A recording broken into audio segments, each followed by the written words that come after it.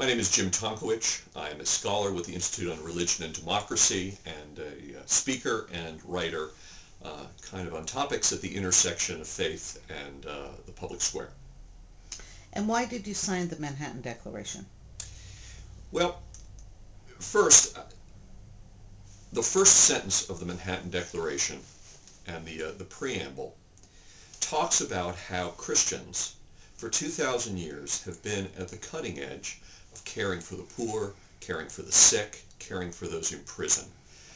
Too much conversation seems to imply these days that there's a new generation of Christians alive now who suddenly invented care for the poor and care for those in need.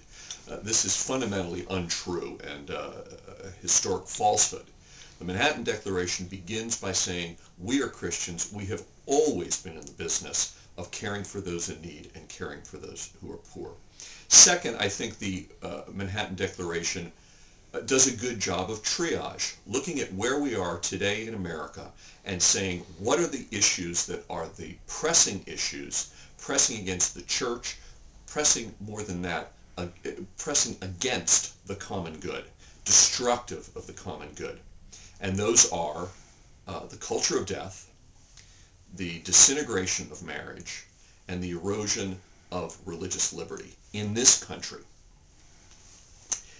The three together, from my point of view, and are addressing an issue that I believe is the critical question of the 21st century, and one that in my writing and in my speaking I have addressed repeatedly in a variety of ways, and that is the question of what does it mean to be human?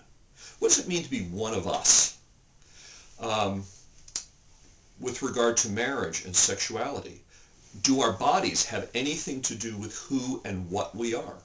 Is that elastic? Is that any way we define it? Or are there certain norms built into us as human beings, built into God's good creation, that create moral, ethical, societal norms for us to live by in order to live a good life, a full life? And so that's number one. And that immediately goes from marriage between one man and one woman into the question of procreation. Human beings are of value. The tiniest human beings are of value. And this question of banging woman's right to choice against child's right to life against one another, we need to reframe the question in terms of justice. There is a human being, a tiny human being, in a woman's womb. What is owed to that human being? Regardless of its health, regardless of its size, regardless of the circumstances of his or her conception, what is owed?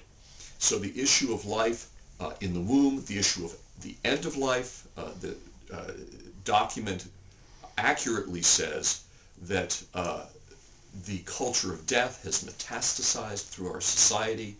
We're looking at embryo-destructive research, end-of-life issues, withholding or rationing of medical care for the old and the infirmed and the handicapped. These are very troubling problems, and they are destructive of the common good. They are destructive of our character as people. And finally, religious freedom. God does not coerce religion. God does not coerce our beliefs. He doesn't force us to believe or to disbelieve. Therefore, we have no right to coerce one another. Christians have no right to coerce others. Secularists certainly have no right to coerce Christians or Muslims or Mormons or any other people who have a set of universal, absolute beliefs to kowtow to secular relativism. And we see that happening in the country. We see particularly the enormous pressures that will come to bear on Christians and other religious believers as the gay, lesbian, bisexual, transsexual agenda moves forward, and there's a desire to protect claimed rights against those who believe such behavior is disordered and in fact immoral. And these are issues that affect all Americans, and these are issues that will impact our character as Americans today and into the future. Christians are called to be salt and light in the culture, and we are therefore called to address the most pressing needs. And I believe the Manhattan Declaration correctly identifies those needs and has wise counsel on what should be done about addressing them as Americans, as citizens who are Christian believers.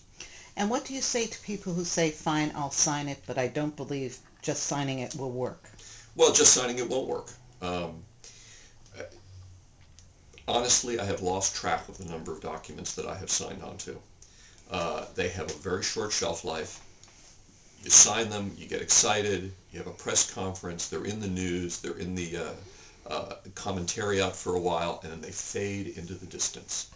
Signing alone isn't going to do anything. I would encourage people to sign, but then to print a copy, to have a copy, to review it from time to time, and to actually engage on the issues. Not necessarily in a way of protesting how things are going, although I was there at the March for Life last week, but rather how do I as an individual and in my family create a culture of life among my children?